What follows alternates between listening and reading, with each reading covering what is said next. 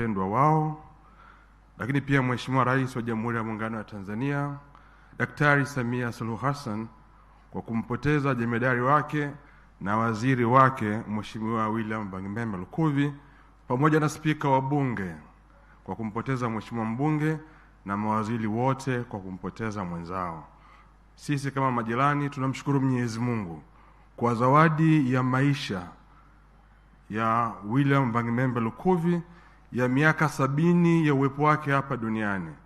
Amekuwa mtu mwema, mcheshi, mwenye upendo na ushirikiano mkubwa, na mara zote amekuwa akitoa ushirikiano mkubwa, na pia katika masuala ya dini. Katika jumuiya yetu ya Mtakatifu Yuda Tadei tumekuwa tukishirikiana naye kwa karibu sana, na mara zote alikuwa nasi katika kila hatua. Tunamwomba Mwenyezi Mungu ampokee ndugu yetu, rafiki yetu William Vangimembe Lukuvi na aiweke roho yake mahali pema peponi. Asanteni sana, Mwenyezi Mungu awabariki sana. Ninaomba nimwalike Mheshimiwa Mary Chatanda, mwenyekiti wa Umoja Wanawake Taifa. Yeye anakuja kwa niaba ya marafiki wa marehemu.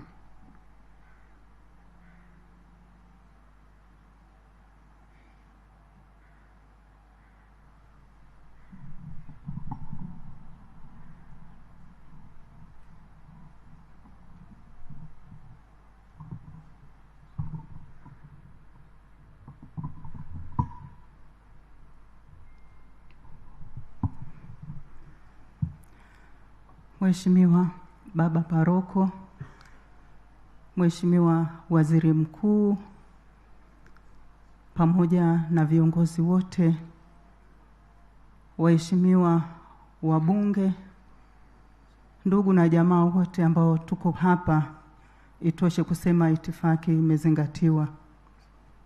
Kwa niaba ya marafiki wote wa kipenzi chetu, ndugu yetu mpendwa William Vangimembe Lukuvi, napenda kutoa salamu za pole kwa familia ya marehemu, pamoja wakiongozwa na mke wake, watoto, pamoja na ndugu zake wote, lakini pamoja na ndugu na marafiki kwa ujumla.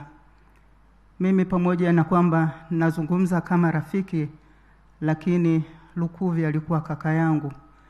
Hakuna siku ambayo alipata kuniita jina langu zaidi ya kuniita dada. Tena dada ananiita kwa kihehe kabisa, we dada Ndauli. Kwa kweli tumeondokewa na rafiki yetu mpenzi, ndugu yetu William Vangimembe Lukuvi. Tunamwombea kwa Mwenyezi Mungu amlaze mahala pema peponi.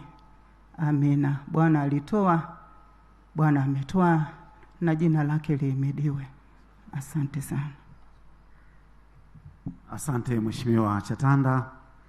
Basi nimwalike mwenyekiti wa Chama cha Mapinduzi wilaya ya Iringa ili aweze kutoa salamu kwa niaba ya wananchi wa Isimani. Na nitaomba pia atakayefuatia aweze kusogea ili kwa wale ambao walioko mbali tuweze kuokoa muda zaidi. Atafuata mwakilishi wa wabunge wa mkoa wa Iringa baada ya mwenyekiti wa Chama cha Mapinduzi wilaya ya Iringa.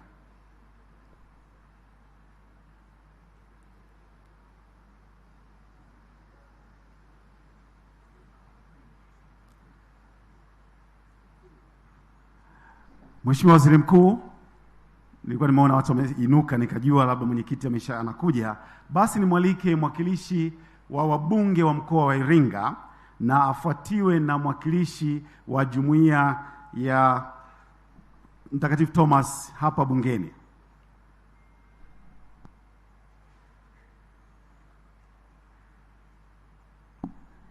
Mheshimiwa Rita Kabati, mbunge, karibu.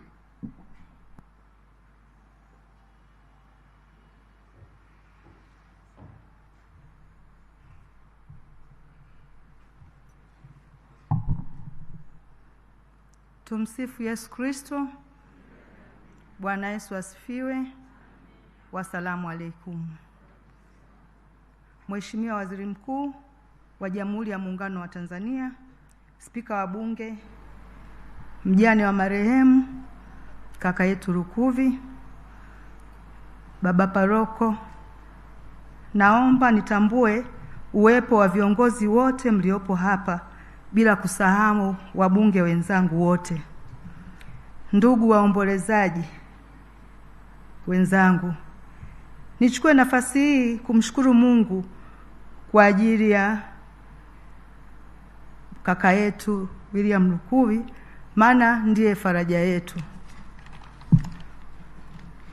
Ni ngumu sana kupokea taarifa ya msiba wa mtu wa karibu yako, lakini ni ngumu pia kumwelezea mtu unayemfahamu kwa miaka mingi na una historia nyingi mlizoziandika pamoja zinazoleta maumivu wakati wa kuzielezea. Mheshimiwa William Lukuvi alikuwa ni tunu kwa Wanairinga wote. Hii ni kwa sababu ya nafasi zake alizoziishi katika uongozi, kuwa zenye tija na msaada wa mkoa wetu wa Iringa na nchi yetu yote ya Tanzania. Sisi Wanairinga tumepokea kwa masikitiko sana msiba huu wa kaka yetu, baba yetu, kiongozi wetu, mshauri wetu na mwalimu wetu katika mkoa, katika medani za kisiasa. Hii inathibitisha kwa kuishi kwake katika nafasi za uongozi kwa muda mrefu mpaka kifo kilipomchukua. Wakati huu tuendelee kumkumbuka kaka yetu yale mema yote aliyoyafanya na kuyaenzi, maana ndiyo aliyafanya katika kipindi cha uhai wake. Kwa niaba ya wabunge wenzangu wote na Wanairinga, naomba nitoe pole nyingi sana kwa mjane, dada yetu, wifi yetu kipenzi na watoto wake, wanafamilia wote.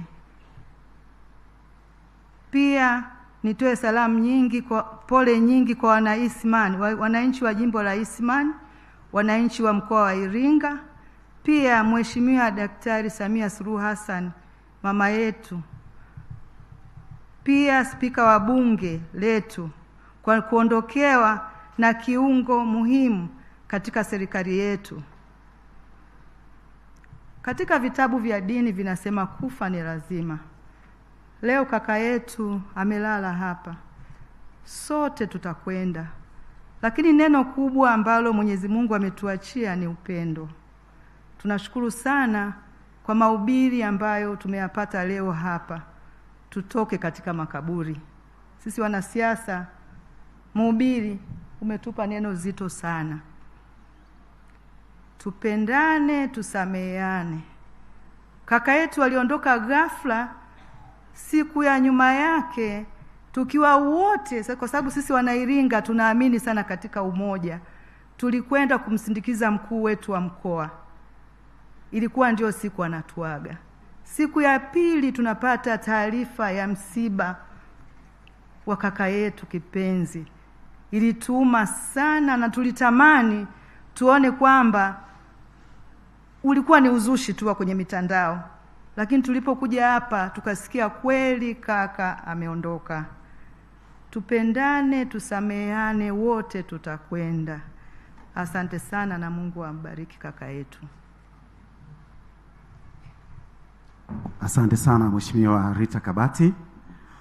Mheshimiwa Waziri Mkuu, sasa nimwalike mwakilishi wa Jumuiya ya Katoliki hapa bungeni, na kisha nitakwenda kwenye sasa salamu za viongozi.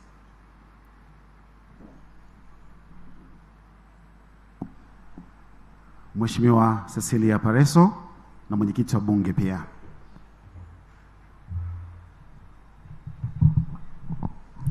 Mheshimiwa Baba Paroko, Mheshimiwa Waziri Mkuu, familia ya marehemu, Mheshimiwa viongozi wote, kwa niaba ya wabunge wa Katoliki ambao tuna jumuiya yetu hapa bungeni inayojulikana kama Jumuiya ya Mtakatifu Thomas More, ambaye Mheshimiwa William Lukuvi alikuwa ni mwanajumuiya mwenzetu, nichukue fursa hii kutoa pole kwa familia, kwa rais wetu Daktari Samia Suluhu Hassan na viongozi wote kwa kuondokewa na kiongozi mwenzetu.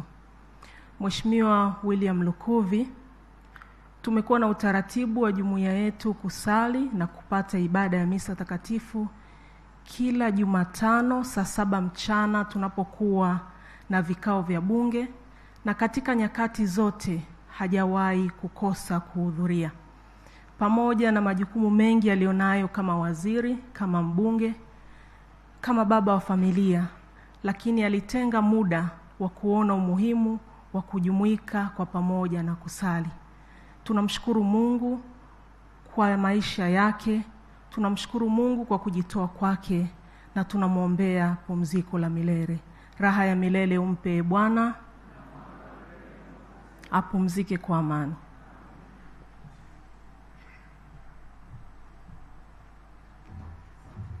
Asante sana Mheshimiwa Cecilia Pareso. Mheshimiwa Waziri Mkuu, sasa ninaomba niende kwenye orodha ya salamu za viongozi. Tuna viongozi 9. Nitamtaja wa kwanza, Naibu Waziri Ofisi ya Waziri Mkuu, Sera, Bunge, Uratibu na Wenye Ulemavu, atatangulia.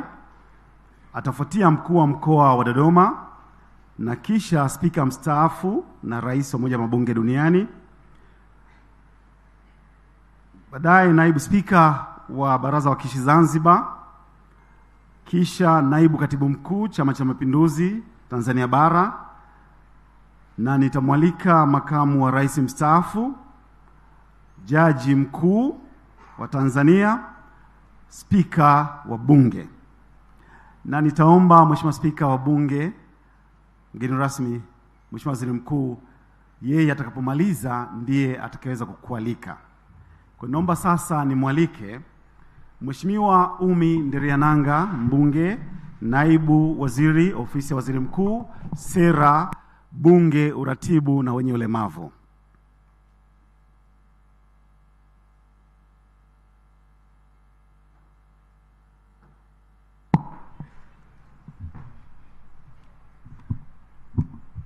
Bwana Yesu asifiwe. Asalamu alaikum. Mheshimiwa Waziri Mkuu, Mheshimiwa Spika wetu, viongozi wetu wa chama, Naibu Katibu Mkuu, Jaji Mkuu, ndugu waombolezaji wote, familia tukiongozwa na Mama Gemina na watoto wadogo zangu Brown pamoja na Norbert na familia nzima kwa ujumla. Kwanza tuanze kwa kuwapa pole nyingi sana. Mheshimiwa Waziri Mkuu, mimi nimekuwa naibu waziri wa marehemu William Lukuvi. Tumefanya naye kazi kwa muda mrefu, lakini naomba kwa nafasi hii nitumie fursa hii kumpa pole Mheshimiwa Rais wetu Dr. Samia Suluhu Hassan, kwa kuwa Mheshimiwa waziri wetu alikuwa nguzo muhimu ya kuegemea wakati wote. Lakini nikupe pole na wewe Mheshimiwa Waziri Mkuu. Mheshimiwa marehemu alikuwa ni waziri wako wa nchi, akikusaidia kuratibu na mimi nikimsaidia kufanya kazi kwa karibu. Tunakupa pole na wewe. Tunawapa pole viongozi wetu na vile vile makamu wetu wa rais Balozi Dr. Emmanuel Nchimbi pamoja na rais wa Zanzibar na makamu wa pili wa rais. Mheshimiwa Waziri Mkuu, utakumbuka ofisi yako tunafanya kazi kwa karibu na ofisi ya Zanzibar. Kwa kweli tunawapa pole wote. Waheshimiwa wabunge, Mheshimiwa marehemu tulifanya naye kazi kwa karibu akituratibu. Ninawapa pole wote waheshimiwa wabunge. Kwanza tukianza na Mheshimiwa Spika. Mheshimiwa Waziri Mkuu, Katibu Mkuu wetu ametangulia kusema Mheshimiwa marehemu William Lukuvi alifanya kazi nyingi sana, lakini siku ya mwisho ya kamati, pamoja na kufanya kazi zote hizo, tulikubaliana na mwenyekiti wa kamati ya afya kwamba tutakuja kuwasilisha kesho yake, yani tarehe 25 asubuhi. Kwa hiyo mwenyekiti alitupangia tuwasilishe saa 8 taarifa yetu ya bajeti ya fungu linalohusu mambo ya VVU na ukimwi. Sasa tumepangwa saa 8. Lakini alipofika nyumbani baadaye alinitumia ujumbe katika simu akisema, naibu waziri, hakikisha kikao hiko tunakisogeza nyuma, tunakifanya saa 7 ili saa 8 tuweze kufanya kikao cha wakuu wa mikoa, tusiweze kukiahirisha. Mheshimiwa Waziri Mkuu, utakubaliana na mimi na wewe, tumekusikia ukizungumza kwamba marehemu alisema tusiahirishe, na sisi alitupa maagizo hayo hayo. Kwetu tumejifunza kwamba Mheshimiwa Lukuvi alikuwa mtu wa kazi. Alitanguliza kazi mbele, alitanguliza maslahi ya nchi mbele, aliweka uzalendo, hakuweka excuse katika kazi. Hilo ndilo kubwa ambalo sisi tumebaki nalo, kwa sababu hata alipojisikia vibaya, Mheshimiwa Spika utakumbuka, pamoja na katibu wa bunge tulikutana ofisini pale, lakini bado alihimiza lazima tufanye kikao kilichowahusu watu wa bandari, TRA na sisi na Wizara ya Fedha, tujadili kwa nini mizigo inachelewa bandari ya Dar es Salaam. Kwa nini mama ameweka hela nyingi, tumeweka mwekezaji, lakini bado mambo yanasuasua, na alitupa maagizo mahususi na katibu mkuu aliendelea kuratibu. Kwangu binafsi, Mheshimiwa Waziri Mkuu na waombolezaji, marehemu atabaki kuwa mwalimu mwema kwangu, mlezi mahiri, ambaye pamoja na kunifunza kazi, bado alinifunza na maisha. Aliniambia mara ya mwisho tarehe 24, tulizungumza muda mrefu, masaa karibu 5, na mimi sikujua ni kwa nini alipanga iwe hivyo. Lakini aliniambia kwenye maisha ya kazi kuna mambo mawili. Kuna heshima unayoipata kwa ajili ya cheo, halafu kuna jinsi wewe utakavyojiweka. Akaniambia heshima na wizi havikai pamoja, unabidi uchague kimoja. Leo namfurahia marehemu bosi wangu kwamba aliamua heshima ya kufanya kazi. Na mara nyingi waheshimiwa mawaziri na manaibu mtakumbuka, tukijadili hivi, hasa kwenye mawizara yenye miradi mingi hivi yenye mamiradi, atasema tusimamie maslahi ya nchi, tuhakikishe mradi huu unaenda vizuri kwa maslahi ya wananchi. Kwa hiyo mimi nimepoteza bosi imara, nchi yetu imepoteza kiongozi mahiri aliyeweza kufanya kazi muda wote bila kujali pengine familia nitaiachaje. Mama, tunawapa pole, lakini tunawashukuru kwa kumvumilia bosi wetu marehemu William Lukuvi ili aweze kufanya kazi. Mwisho, Mheshimiwa Waziri Mkuu, ofisi yetu chini yako, katibu mkuu yuko pale pamoja na watumishi. Sisi tumepokea msiba huu kwa huzuni kubwa sana. Tunamwombea marehemu apumzike kwa amani. Tutayaenzi na kuyafanya yale ambayo alituachia. Tunaendelea kuwapa pole wa Tanzania, lakini wanaidodi kule Iringa na wenzake wa mkoa wa Iringa. Mwenyezi Mungu awape faraja katika kipindi hiki kigumu. Mheshimiwa Waziri Mkuu, chini ya uratibu wako tunaendelea kuhakikishia familia tutaendelea kuwa pamoja. Asanteni sana kwa kunisikiliza. Roho ya marehemu ipumzike kwa amani.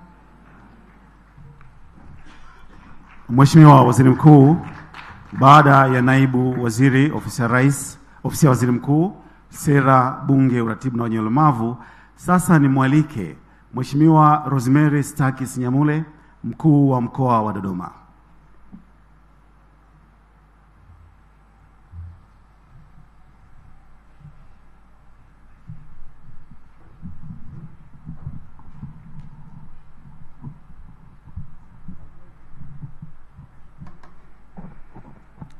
Tumsifu Yesu Kristo. Mheshimiwa Dr. Mwigulu Lameck Nchemba, Waziri Mkuu wa Jamhuri ya Muungano wa Tanzania, Mheshimiwa Musa Azan Zungu, Spika wa Bunge la Jamhuri ya Muungano wa Tanzania, Mheshimiwa Masaju, Jaji Mkuu wa Tanzania, Mheshimiwa Waziri Mkuu, utambulisho umetoka hivi punde, naomba ni heshimu na kutambua itifaki yote kama ambavyo imetoka kutambulishwa. Mheshimiwa Baba Paroko, Baba Simon Swale, pamoja na viongozi wetu wa dini, mama mke wa marehemu na familia yote kwa ujumla, na wananchi wote walioko mahali hapa. Mheshimiwa Waziri Mkuu, niungane na wengine kumshukuru sana Mwenyezi Mungu kwa jambo hili ambalo sisi tumepata bahati ya kushiriki safari ya mwisho ya ndugu yetu, kaka yetu, kiongozi wetu marehemu William Bangimembe Lukuvi. Mheshimiwa Waziri Mkuu, tunajua kifo hakizoeleki na wengi wamesema, na hata sisi hatujakizoea kama wengine. Nianze kipekee kabisa kutoa pole kwa mke wa marehemu, watoto na familia kwa ujumla kwa msiba huu mkubwa ambao pia umekuja kwa namna ya pekee ya ghafla. Najua uchungu wake ni mkubwa na mshtuko wake ni mkubwa, lakini Baba Paroko amehubiri, ametupa tumaini kubwa, na mimi niendelee kuambia Mungu yupo anayeleta faraja na tumaini. Mtavuka na mtashinda kipindi hiki. Mungu awape nguvu zaidi na faraja. Lakini nitoe pole sana kwa Mheshimiwa Dr. Samia Suluhu Hassan, Rais wa Jamhuri ya Muungano wa Tanzania, pia kwa kupotelewa na kiongozi mahiri mwenye utashi mkubwa kama ambavyo sifa nyingi tumezisikia hapa, pamoja na serikali yake yote. Mheshimiwa Waziri Mkuu, na wewe kipekee kwa sababu mlifanya kazi kwa karibu, lakini kipekee sana pia kwa Spika wa Bunge la Jamhuri ya Muungano wa Tanzania pamoja na wabunge wote. Lakini nitoe pole sana kwa wananchi wa mkoa wa Dodoma. Sisi pamoja na nafasi zake zote, lakini tuliishi naye pia kama mwananchi wa Dodoma. Nimesemwa sifa nyingi kuwa aliwahi kuwa mkuu wa mkoa wa Dodoma. Mheshimiwa Lukuvi alifanya mengi, nisiyarudie kwa sababu yamesemwa, na tutaendelea kuyakumbuka na kuyaenzi kwa sababu mpaka leo aliyoyafanya mengi yanaendelea kuishi. Akiwa waziri wa ardhi pia alifanya mambo mengi. Tukienda kwenye kata kutatua migogoro, anatuambia hapa Mheshimiwa waziri wa ardhi akiwa Mheshimiwa Lukuvi aliamua hivi, alisema hivi. Kumbukumbu yake bado ipo kwenye ardhi ya mkoa wa Dodoma. Lakini Mheshimiwa Waziri Mkuu, niseme kuwa kuna jambo ambalo hata halijasemwa hapa. Sisi mkoa wa Dodoma, Mheshimiwa marehemu Mheshimiwa William Lukuvi pia ni kati ya watu wachache walioamini katika Dodoma makao makuu mapema zaidi kuliko wengine wengi. Tangu imekuwa makao makuu, watu wamekuwa wakisema hapa ni mji wa serikali, tutawekezaje, biashara zitakaaje? Lakini Mheshimiwa marehemu William Lukuvi ni pekee wa kwanza aliyeamini kuwa Dodoma panafaa kuwekezwa uwekezaji mkubwa, na pakakuwa na watu wakakaa. Najua wakati wote Mheshimiwa Rais na viongozi wengine wamekuwa wakiuliza, mkuu wa mkoa, hoteli kubwa za kufikia ziko wapi hapa Dodoma? Kuna wageni wanataka kuja lakini hawana mahali pa kukaa kwa sababu hakuna hoteli za kisasa. Wengine tukiwafuata, njooni mjenge, wanasema Dodoma kama bado kidogo muda wa kujenga hoteli zenye hadhi hizo, kwa sababu labda watu wa kufikia hapo hawajawa wengi. Lakini Mheshimiwa William Lukuvi tutamkumbuka, ni kati ya watu ambao walithubutu wakasema hadhi ya Dodoma kwa sasa inaweza kujengewa na watu wakakaa mahali pazuri sahihi kwa hoteli za kisasa kama yalivyo mikoa mingine. Na mara tu alipoandisha yeye hoteli ile, sasa hivi wengi tunaifahamu, imeanza kuwa maarufu sana, ndipo sasa wengine wamepata ujasiri wa kuanza kusema kumbe inawezekana. Alama hiyo kwa Dodoma hatutaisahau na itaendelea kuishi kwa muda mrefu, kwa sababu pale kila siku watu watajua yeye ndio alikuwa wa kwanza kuanzisha jambo hili muhimu. Mheshimiwa Waziri Mkuu, tutaendelea kumwenzi Mheshimiwa marehemu William Lukuvi kwa uzalendo wake, lakini kwa amani, kupenda amani, lakini kwa mtu ambaye alipenda mshikamano. Lakini sisi kwa mkoa wa Dodoma kwa kweli aliendelea kuwa mshauri mzuri, kwa sababu anaifahamu Dodoma, kukua kwake toka muda mrefu. Tukimwambia kitu tu anasema hiki kikiwa hivi kingekuwa sahihi. Mwenyezi Mungu amlaze mahali pema peponi, na familia tuendelee kuomba faraja ya Mungu iendelee kuwa pamoja nanyi. Mungu aendelee kuwafariji, kuendeleza maono makubwa aliyokuwa nayo na mengine mengi.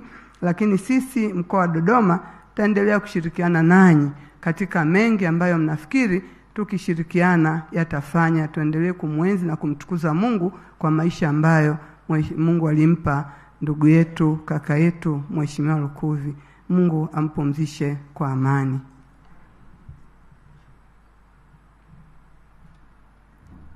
Asante mkuu wa mkoa wa Dodoma. Mheshimiwa Waziri Mkuu, naomba sasa uniruhusu nimwalike Mheshimiwa Dr. Tulia Ackson, Spika wa Bunge mstaafu na ni rais wa Umoja wa Mabunge Duniani.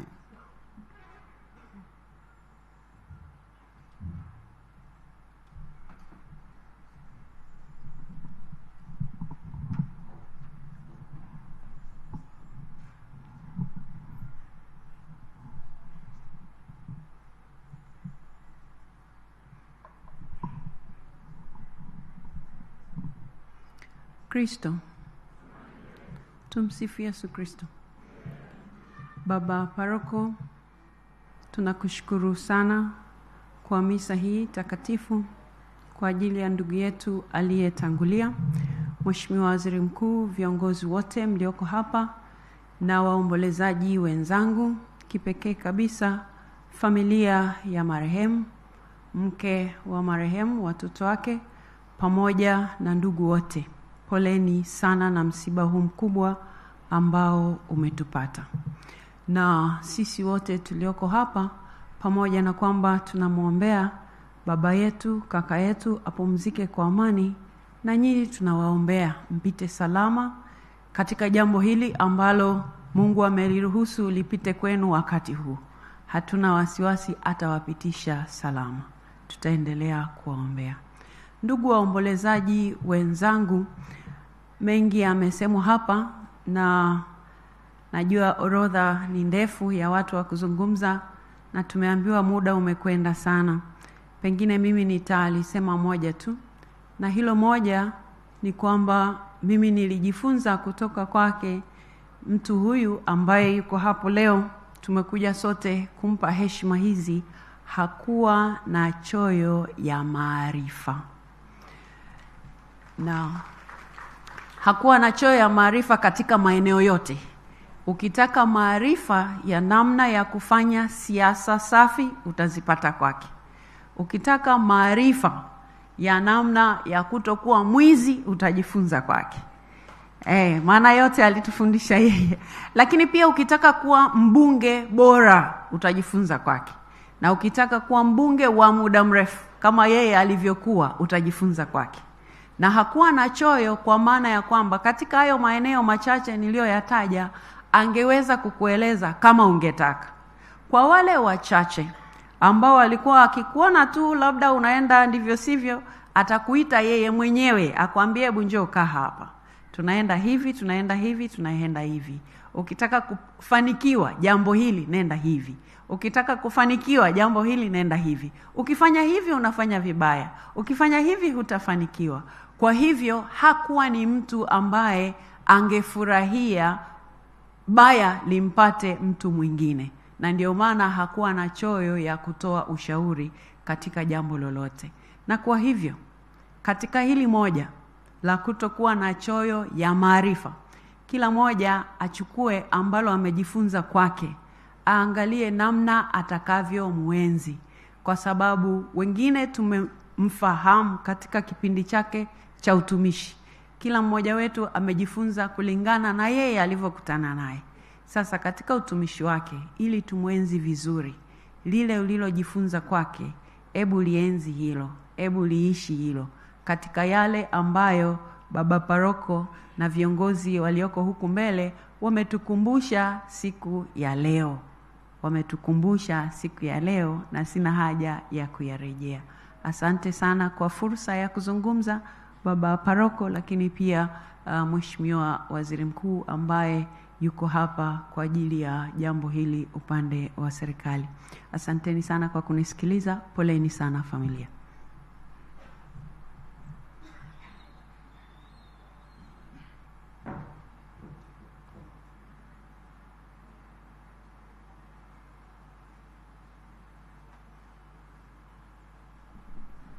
Mheshimiwa Waziri Mkuu, sasa ninaomba uniruhusu nimwalike Naibu Spika wa Baraza la Wawakilishi Zanzibar kwa niaba ya Spika wa Baraza, namwita Mheshimiwa Mwanaasha Hamisi Juma. Karibu.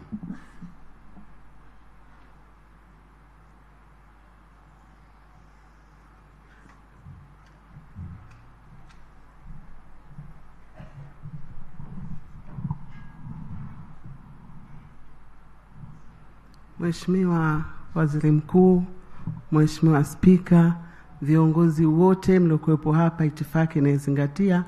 Lakini kwanza kabisa tumshukuru Mwenyezi Mungu kutujalia uhai na kukutana hapa. Mheshimiwa Waziri Mkuu, nitoe pole kwa niaba ya Mheshimiwa Spika Zubeda Al-Maulid kwa wafiwa wote, lakini kwa serikali ya Jamhuri ya Muungano wa Tanzania pamoja na wabunge pamoja na Mheshimiwa Spika. Mheshimiwa Spika wakati ananiruhusu kuja nimwakilishe alinizungumzia na kumpa sifa nyingi Mheshimiwa marehemu Lukuvi. Wamekuwa wakifanya kazi pamoja akiwa mbunge, lakini pia akiwa mwenyekiti wa bunge la Jamhuri ya Muungano Mheshimiwa Zubeda Al-Maulid. Lakini pia mimi binafsi nimemuona kwa mara ya kwanza, tukakutana hivi tu katika sherehe za Mapinduzi akiwa mgeni rasmi kule Zanzibar katika jimbo la Dimani. Alikuja kuweka jiwe la msingi mabweni ya chuo cha ITT madrasa. Lakini kwa muda huo mchache ambaye nimezungumza naye, nimemuona kwamba ni kiongozi mahiri, kiongozi shupavu na kiongozi ambaye anapenda utu, lakini pia anapenda maendeleo kwa pande zote mbili, ikiwa serikali ya Jamhuri ya Muungano lakini na serikali ya Mapinduzi Zanzibar. Hivyo basi kwa niaba ya Mheshimiwa Spika tunatoa pole tukiwa wawakilishi, lakini Baraza la Wawakilishi wote kuna maswahiba zake mle na watu wengi wamefanya naye kazi kwa pamoja. Kwa kweli msiba umetushtua na tunamuomba Mwenyezi Mungu aiweke roho yake peponi na wafiwa wote awape subra katika kipindi hichi kigumu. Bwana ametoa na Bwana ametoa, jina lake lihimidiwe. Lakini na kwetu sisi tunasema hakika sote ni wa Mungu na kwake tutarejea. Mungu ampumzishe. Nawashukuru sana. Asante Mheshimiwa Naibu Spika. Mheshimiwa Waziri Mkuu, sasa ninaomba nimwalike Naibu Katibu Mkuu Chama cha Mapinduzi Bara, Comrade John Mongela.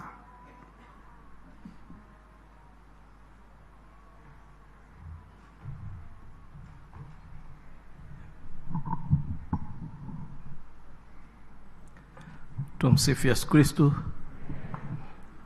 Baba Paroko, Baba Padri, Mheshimiwa Waziri Mkuu, Mheshimiwa Spika, naomba nizingatie itifaki ambayo imetangulia.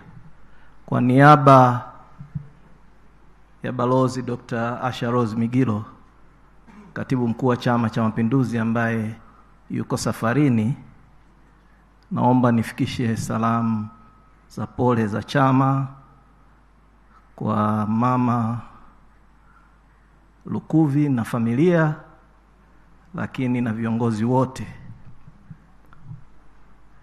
Kwa chama, Lukuvi ni kati ya viongozi wachache, na naomba radhi nisieleweke vibaya, ambaye alipitia ngazi zote za utendaji. Aliajiliwa na chama kama katibu wa jumuiya wa wilaya, ambao ni ngazi ya ajira ya chini kidogo, ya chini kabisa ya kuanzia kazi, na akapanda mpaka ngazi za juu.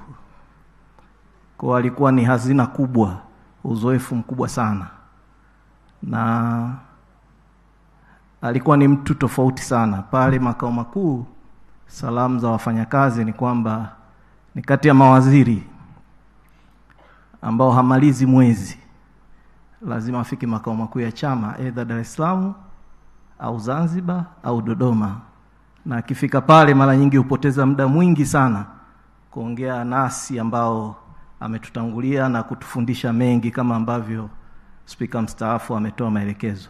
Niliwahi kupata bahati kukaa mikoani vile vile kwenye utumishi wa umma. Hata mikoani, wenzangu wengine wakuu wa mikoa na wakuu wa wilaya mtakuwa mashahidi. Alikuwa akifika mikoani, hata kama ana kazi rasmi, atatumia muda mwingi sana kutuelekeza sisi tuliokuwa vijana na kutupa uzoefu wa kufanya kazi na kuwa wazalendo zaidi. Tunamshukuru Mwenyezi Mungu kwa zawadi ya kaka yetu, kiongozi wetu, na basi kama ambavyo wengine wamesema, tumuenzi kwa kuiga yale mema yote na kusaidia kuijenga nchi yetu.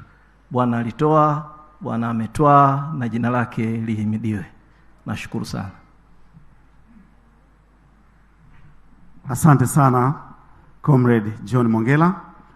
Mheshimiwa Waziri Mkuu, ninaomba uniruhusu, tunatoa nafasi ya kipekee sasa kwa familia kabla ya viongozi wale wakuu waweze kuzungumza. Ninamwalika Mosi Lukuvi kwa niaba ya familia.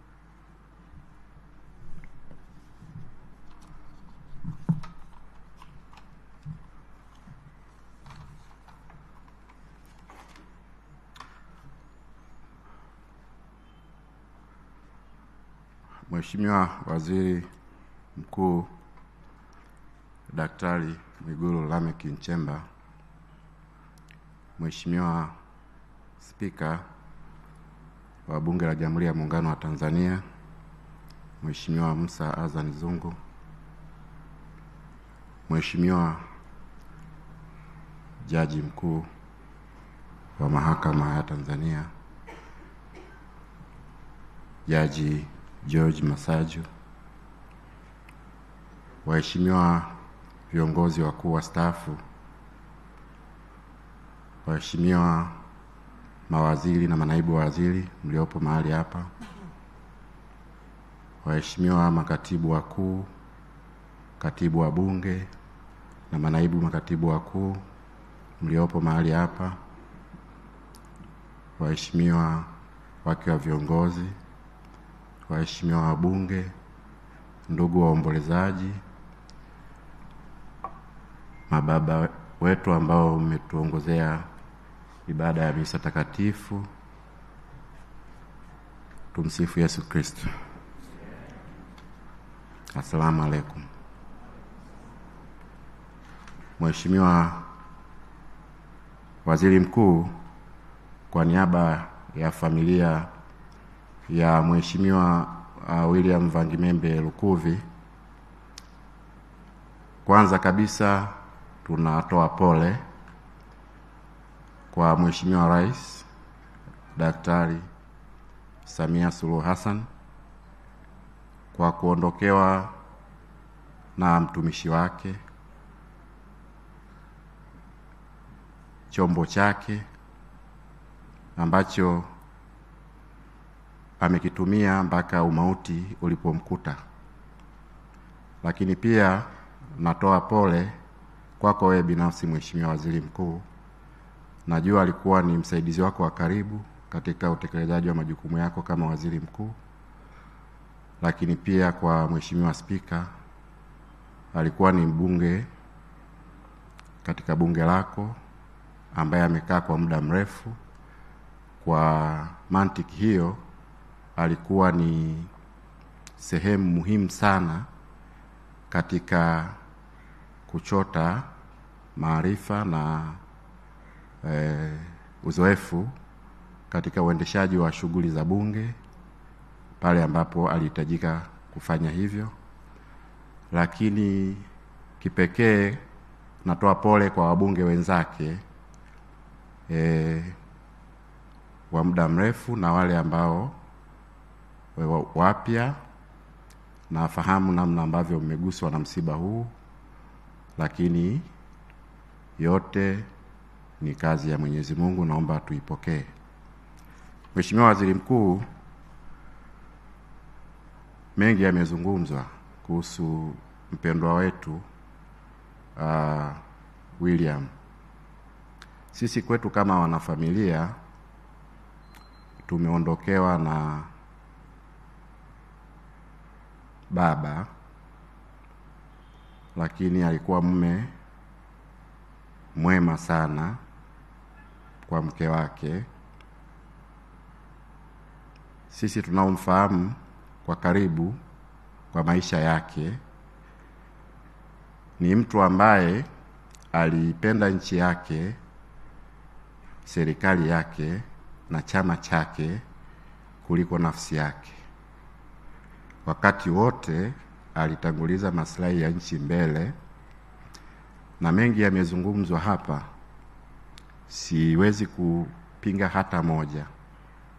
Mengi ni ya kweli, lakini wanasema binadamu akifariki mengi mazuri husemwa, lakini tukumbuke ya kwamba pia alikuwa ni mwanadamu. Upo wakati pengine katika utumishi wake alikuwa ruzana na wenzake katika kazi, na tunatambua ya kwamba siasa ni mchezo wa namna gani. Kwa hivyo bila shaka yoyote ni lazima wakati wa utumishi wake amewahi kukwaruzana kwa namna moja au nyingine, aidha kwa nia njema ambayo sisi tunaamini hivyo, lakini ameondoka, pengine hajawahi kuomba msamaha kwa wale aliowakosea. Sisi kama familia kwa niaba yake tunaomba msamaha na upatanisho kwa wale wote ambao amewahi kuwakosea katika harakati zake za kisiasa na maisha yake kwa ujumla, lakini na wale wote ambao pengine waliwahi kumkosea, sisi kama familia pia tunawasamehe kwa niaba yake. Mheshimiwa Waziri Mkuu, William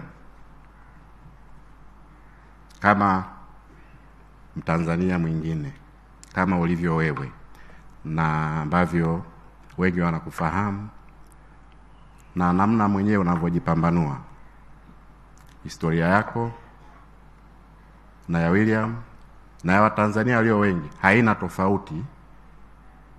Wengi wanamfahamu kwa kazi alizozifanya, lakini sisi kwetu ni mtu ambaye alitokea kutoka kusikojulikana akafika hapo alipofika. Nataka kusema nini? Yeyote katika nchi hii anaweza kuwa yoyote akiamua kuwa yeyote. Hakuzaliwa katika familia ya kitajiri,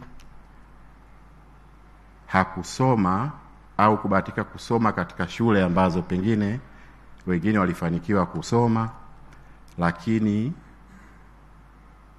yeye kama yeye kwa jitihada zake, juhudi zake na mapambano yake aliamini ya kwamba akifanya kwa nafasi yake, kwa kadri Mungu alivyomwezesha, anaweza kufika popote anapoweza kufika kwa mapenzi ya Mwenyezi Mungu. Ndio maana tunasema kwenye siasa kuna lugha wakati mwingine wanasema wengine wana mibuyu. Mheshimiwa William hakuwa na mbuyu kwenye siasa, kwa maana mtu wanasema Godfather. Wakati wote alikuwa anasema Godfather ni wewe mwenyewe na kazi zako. Nakwambia mdogo wangu, ukitaka uheshimike, fanya kazi, usiwe mwizi. Mimi kama mdogo wake, katika maisha yangu, chochote atakachoniona nacho kipya, eza ni mali, ataniita, atanambia wewe ni mtumishi wa umma, nieleze hii umeipata-pataje. Sasa inabidi sasa nianze kutoa siri ya viposhoposho vyangu, pengine vikazi nilivyofanya, lakini mwisho anakuambia usile hela ya serikali kama hujaifanyia kazi. Kwa hivyo alikuwa mwadilifu, alikuwa mtiifu kwa nchi, viongozi wake, na hakuwa na siasa za uhasama. Wakati wote alijaribu kuwa katikati, kuwaleta watu pamoja.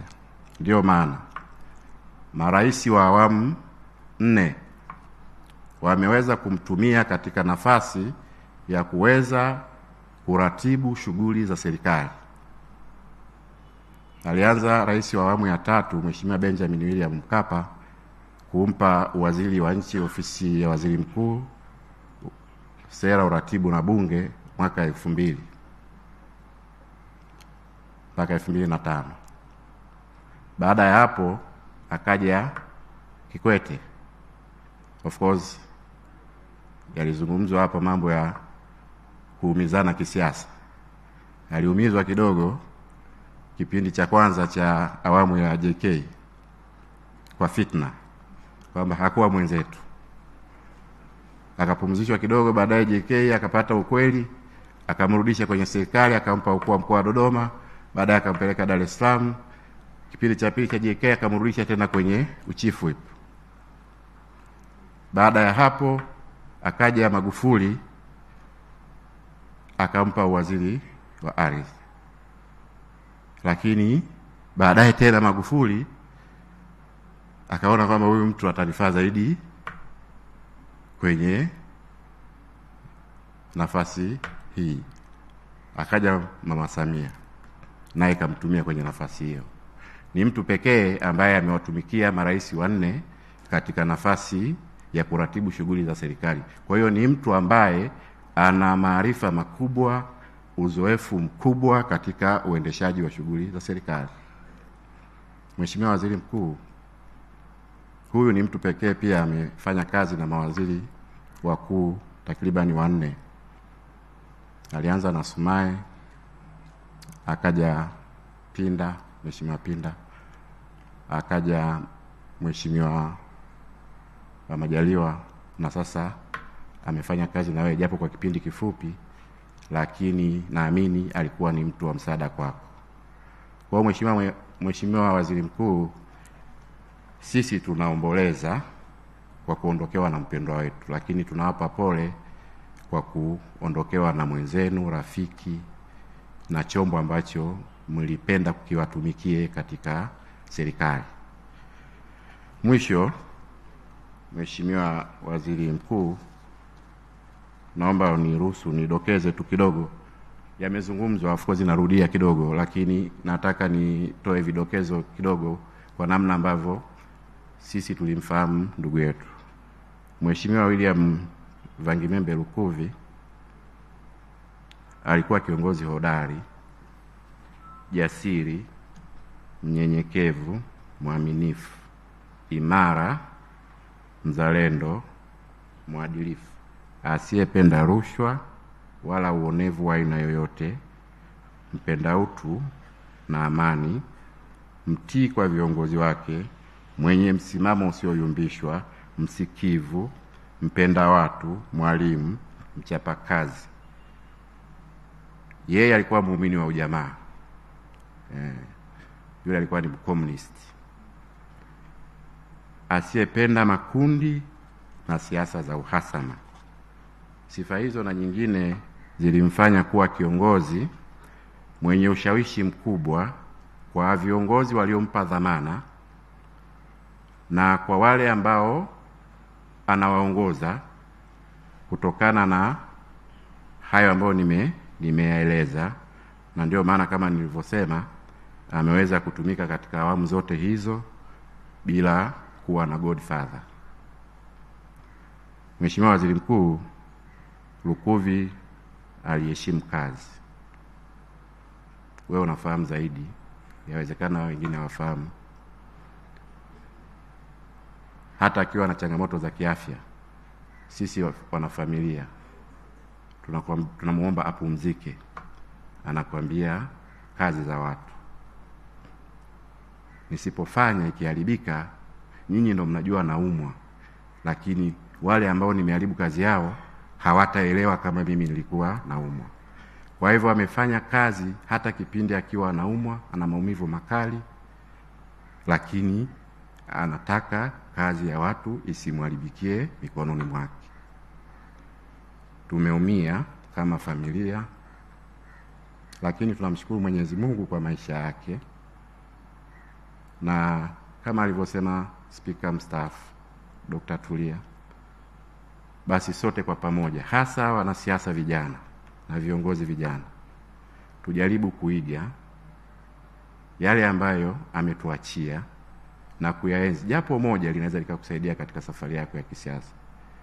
Mheshimiwa Waziri Mkuu, naomba mnisamee kwa kuchukua muda mrefu kidogo, lakini kwa niaba ya familia tunawashukuru sana kwa namna ambavyo mmeweza kwanza kupambania uhai wa maisha ya ndugu yetu tangu alipopata hitilafu ya kiafya mpaka umauti ulipomkuta, na namna ambavyo mmeweza kuratibu shughuli za mazishi yake mpaka sasa. Kama familia hatuna dukuduku lolote. Tunawashukuru sana na tunaomba tuendelee kupewa ushirikiano mpaka pale tutakapoweza kumhifadhi katika nyumba yake ya milele. Baada ya kusema hayo, Mheshimiwa Waziri Mkuu, nakushukuru sana. Asanteni sana kwa kunisikiliza. Asante Mosi Lukuvi, mdogo wa marehemu. Mheshimiwa Waziri Mkuu, naomba niruhusu sasa nimwalike Dr. Philip Isdori